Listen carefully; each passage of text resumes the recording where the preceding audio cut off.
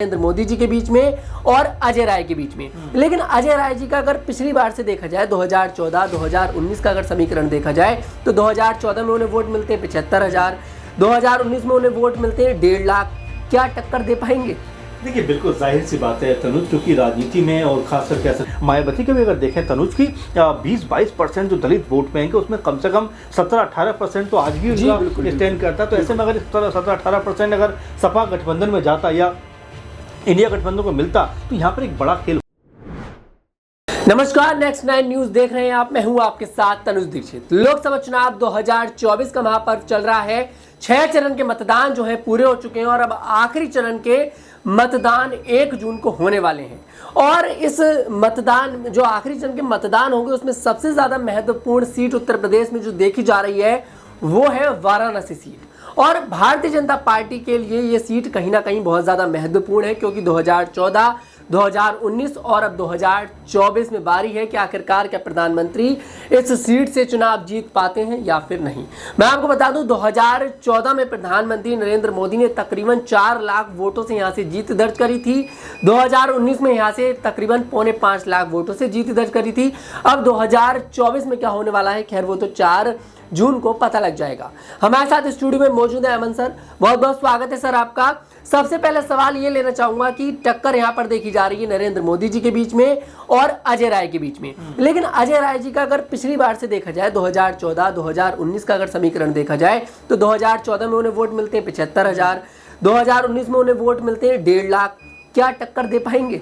देखिए बिल्कुल जाहिर सी बात है तनुज, क्योंकि राजनीति में और खासकर कह सकते हैं चुनावों के दौर में कभी भी कुछ भी हो सकता है। और देखिए हर एक इंसान को उम्मीद जरूर रहती है कि उनको यहाँ से वोट मिलेंगे, वो चुनाव में जीतेंगे। और देखिए कोई भी प्रत्याशी जब मैदान में जाता है, चाहे वो कमजोर हो ताकतवर हो, कहीं ना कहीं उसके मन में उम्मीद होती है कि जनता का भरोसा वो जीतने में कामयाब रहेगा। और जब मत पेटियां खुलेंगी तो उसके हक में एक तरीके से जनता का फैसला होगा। लेकिन ऐसा अमूमन होता नहीं है, कई बार नहीं हो पाता। लेकिन क्या इस सब को देखते हुए क्या चुनाव में जाना छोड़ दिया जाए या चुनाव लड़ना बंद कर दिया जाए? देखिए कि लगातार 2-3 बार से बीजेपी की सरकार है, कांग्रेस पार्टी को लगातार हार का सामना करना पड़ रहा है, लेकिन उसके बावजूद भी वो लगातार रेस में बने हुए हैं। क्योंकि देखिए राजनीति में हार जीत का सिलसिला चलता रहता है। इसमें ऐसी बात नहीं है कि बीजेपी लगातार जीतती रही हो या कांग्रेस पार्टी लगातार जीतती रही हो। यहाँ पर हार जीत हमेशा होती रही और होती रहेगी। इसी का नाम लोकतंत्र है। सहमत और असहमति का जो कह सकते हैं कि मामला है वो सामने आता रहेगा। अब आप वाराणसी की बात करें, जाहिर सी बात है कि यहाँ पर पीएम मोदी ने जिस तरह दोनों बार बड़ी जीत दर्ज की है और बड़ी जीत दर्ज करके इन्होंने साबित किया है कि राजनीति में उनका हाथ पकड़ना इतना आसान नहीं है। क्योंकि अगर हम पहली जीत की बात करें तो 2014 में लगभग 4 लाख के आसपास वोटों से वो चुनाव जीतते हैं। अगर 19 की बात करें तो 4.25 यानी कि लगभग 5 लाख वोटों से वो चुनाव जीतते हैं। तो आप देखिए किस तरह से उनकी मजबूती वहां पर है। लेकिन इसमें एक पॉजिटिविटी शायद अजय राय के लिए ये हो सकती है कि अगर 14 में उनको 75,000 वोट मिले हैं तो 19 में 1.5 लाख वोट मिले हैं। उनका वोट शेयर बड़ा है। तो ये अपने आप में बताता है कि देखिए हर एक ताकतवर आदमी के साथ में आपको लड़ने का अगर अवसर मिलता है तो आपको पता है कि उसके सामने आप बहुत समय तक टिक नहीं पाएंगे या बहुत बड़ी कह सकते हैं अपनी उपस्थिति दर्ज नहीं करा पाएंगे। लेकिन इससे बड़ी बात क्या है कि अजय राय फिर भी डटे हुए। देखिए तीसरी बार उनके सामने मोदी जी हैं जो लगातार 2 बार से वाराणसी से चुनाव जीत रहे हैं। तो ऐसे में आप समझ सकते हैं कि भले ही वो जीत दर्ज ना करें, लेकिन कहीं ना कहीं अपने आप को ये बता रहे हैं, पार्टी को ये बता रहे हैं कि ताकतवर आदमी से अगर उनको लड़ने का मौका मिलेगा तो कहीं ना कहीं चर्चा भी उनको मिलेगी। अगर मान लीजिए मोदी जी के पक्ष में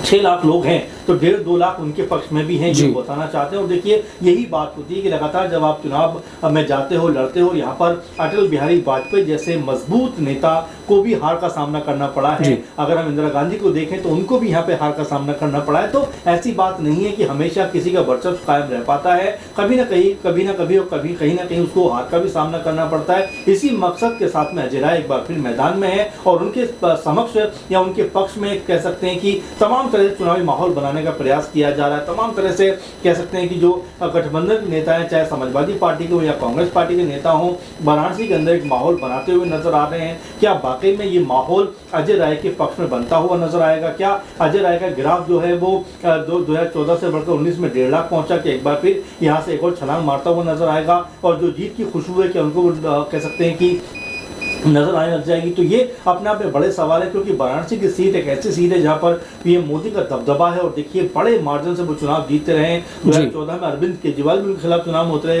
तनुज, उनको भी लगभग 2 लाख वोट मिले, लेकिन जीत का मार्जिन इतना ज्यादा था कि 4 लाख से ज्यादा। जी यहाँ पर मैं एक, आपने अरविंद केजरीवाल का जिक्र करा तो यहाँ पर मेरे मन में सवाल आया, अरविंद केजरीवाल और आम आदमी पार्टी का उत्तर प्रदेश में बहुत बड़ा रुतबा नहीं देखा जाता, उसके बावजूद भी अरविंद केजरीवाल ने 2 लाख वोटों से मात्र जीत दर्ज करी। तो ऐसे में अब आम आदमी पार्टी, कांग्रेस, समाजवादी पार्टी, तीनों का गठबंधन है, तो आपको नहीं लगता कि टक्कर यहाँ पर दे सकते हैं? हाँ जी बिल्कुल, कैलकुलेशन आपका सही है, क्योंकि अगर हम देखें कि आम आदमी पार्टी 2014 में कह सकते हैं वाराणसी से जहाँ से केजरीवाल लड़ते हैं 2 लाख वोट हासिल करते हो, यहाँ पर अगर अजय राय अपने बूथ से चुनाव में जाते हैं और 2019 में 1.5 लाख वोट हासिल करते हैं, तो अगर ये वोट शेयर एक साथ आ जाता है, ये वोट अगर एक साथ में कह सकते हैं पड़ जाता है, तो ये मानकर चलिए कि क्लोज फाइट यहाँ पर होने का अनुमान लगाया जा सकता है। लेकिन देखिए फिर वही बात की मोदी जी का जो रुतबा है वो इतना बड़ा है, बुलंद है कि शायद वो उनके आगे अजय राय की उतनी चर्चा नहीं हो रही, उतनी बात नहीं हो पा रही। लेकिन देखिए जीत हार में बहुत कम कई बार फासला हो जाता है। आपने देखा कि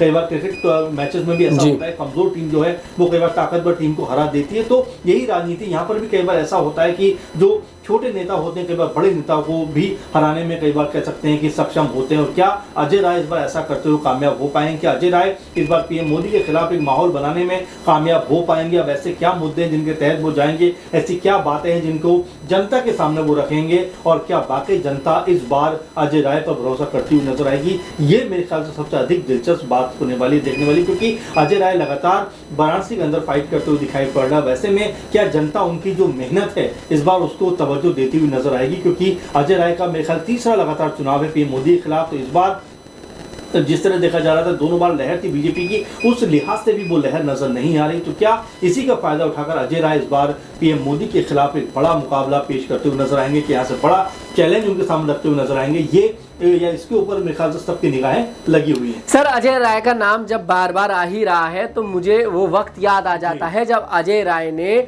अखिलेश यादव को चिरकुट नेता कहा था। अखिलेश यादव ने भी अब शब्दों का इस्तेमाल करा था, लेकिन कल वही डिंपल यादव पहुंचती हैं वाराणसी, चुनाव प्रचार करती हैं, एक ही गाड़ी में अजय राय के साथ रोड शो करती हैं। अखिलेश यादव खुद क्यों नहीं पहुंचे? देखिए जाहिर बात है, हो सकता है कहीं कोई प्रोग्राम वगैरह उनका रहा हो, लेकिन आपने जो जिक्र किया कि जिस तरह के शब्दों का प्रयोग किया, देखिए तनुज अगर हम देखें राजनीति में तो बारंबार ऐसा देखा जाता है कि जिनके खिलाफ आप कटु शब्द बोलते हो वो कल आपके साथ आकर बैठ जाते हैं। आपको जयंत चौधरी का एग्जांपल याद होगा कि मैं चवन्नियां बिकने वाला नेता नहीं हूं, आज वो बीजेपी के साथ चलते हुए दिखाई पड़ते हैं। चिराग पासवान ने बीजेपी के लिए क्या कुछ नहीं कहा, वो भी आज बीजेपी के साथ हैं। आप देखिए जेडीयू नीतीश कुमार ने बीजेपी को क्या कुछ नहीं कहा, 2014 से लगातार लड़ाई उनकी रही, लेकिन आज वो बीजेपी के साथ खड़े हैं। आप उससे बड़ा एग्जाम्पल ओपी राजभर का देखिए, उत्तर प्रदेश के अंदर बीजेपी और खासकर पीएम मोदी योगी को क्या कुछ नहीं कहते थे, यहाँ तक कि भीख मंगवाने तक उन्होंने स्टेटमेंट दिया योगी जी के खिलाफ। तो आप समझ सकते हैं कि राजनीति में इस तरह की कटु चीजों का कहीं ना कहीं प्रयोग किया जाता है, लेकिन क्या वाकई ये कटु शब्द बने रहते हैं या कटु शब्द कहीं ना कहीं आपस के रिश्ते उसमें दरार उत्पन्न करते हैं? देखिए मुझे ऐसा लगता है तनुज की जो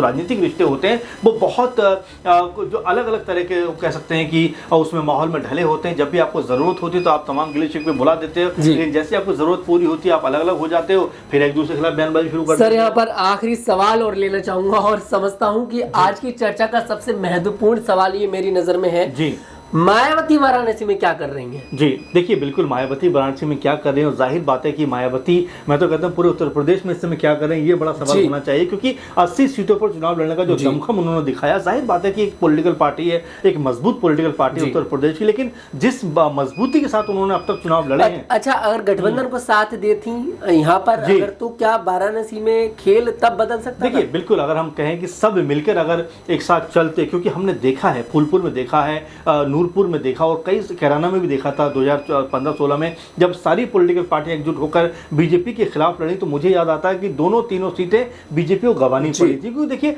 वोट शेयर जब आपके साथ एक साथ जुटता है, एक दूसरे के साथ में शामिल होता है, तो यहाँ पर परेशानी बढ़ती हुई दिखाई पड़ती है। क्योंकि मायावती के भी अगर देखें तनुज की 20-22% जो दलित वोट बैंक है उसमें कम से कम 17-18% तो आज भी उनका स्टैंड करता है। तो ऐसे में अगर 17-18% अगर सपा गठबंधन में जाता या इंडिया गठबंधन को मिलता तो यहाँ पर एक बड़ा खेल हो सकता था, इसमें कोई दो राय की बात नहीं है। लेकिन हाँ, बाकी आपने सही कहा कि वाराणसी में वो क्या कर रहे हैं, क्योंकि सिर्फ चर्चाओं में आने के लिए काम करती हैं या वाकई वो जीत के मकसद से वहां जाना चाहती हैं। तो ऐसे में अगर वो इंडिया गठबंधन का साथ यहाँ पर देती तो पीएम मोदी के खिलाफ एक मोर्चाबंदी की जा सकती है। लेकिन फिलहाल ऐसा लगता नहीं कि पीएम मोदी की जो वहां पर लोकप्रियता है, जिस तरह से बड़े बड़े मार्जिन से वो चुनाव जीते हैं, कि वो चुनाव हारने की स्थिति में है, क्योंकि उनकी जो ताकत है मेरे ख्याल से लोगों के बीच में वो नजर भी आते हैं। जब भी वो वाराणसी पहुंचते हैं हुजूम उमड़ पड़ता है। लेकिन अजय राय फिर भी लगे हुए हैं। अब देखना यह होगा कि उनको कितनी सफलता मिलती है और कितनी एक क्लोज फाइट होती हुई नजर आती है। जी वाकई में सर, देखिए सबसे पहले तो यही कहेंगे कि आखिर में आपका बहुत बहुत धन्यवाद, आपने हमारे दर्शकों के साथ ये जितनी महत्वपूर्ण जानकारियां